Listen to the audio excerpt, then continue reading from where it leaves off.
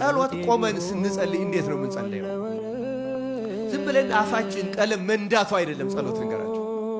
ልብና አይምሮ ተናበው አንድም ሐሳብ ወደ አይምሮአችን ሳይመጣ ጌታ እንደተናገረው ስትጸልዩ አንተ ወደ ቤት ግባ ደጅን ዝጋ ነው ያለው።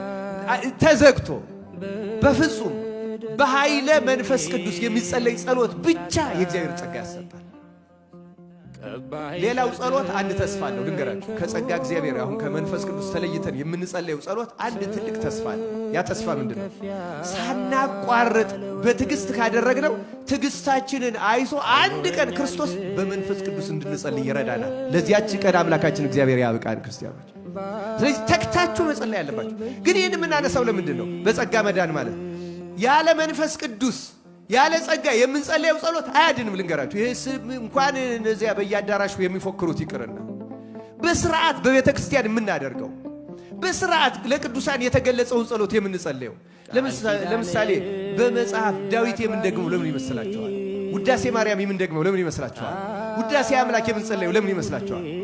ኤው መንፈስ ቅዱስ ያልገለጸው ጸሎት እንደማያድን ስለምናምን፣ ስለዚህ ለኔ ለወልደ ማርያም ለገብረ ጊዮርጊስ ለወለተ ማርያም በየዕለቱ መንፈስ ቅዱስ እንደምቤታችን ታበዮን እንደደረሰችው እንደ ነቢያት እንደ ሐዋርያት ያለ ጸሎት በየዕለቱ መንፈስ ቅዱስ ስላላደረብኝ በየዕለቱ ጸሎት አይገልጽልኝ።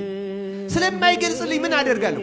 መንፈስ ቅዱስ የገለጸላቸው ሰዎች የጸለዩትን ጸሎት ያንኑ የመንፈስ ቅዱስን ጸሎት ጸልየዋል። ለዳዊት መንፈስ ቅዱስ ነው የገለጸለት። ለቅዱስ ኤፍሬም መንፈስ ቅዱስ ነው የገለጸለት።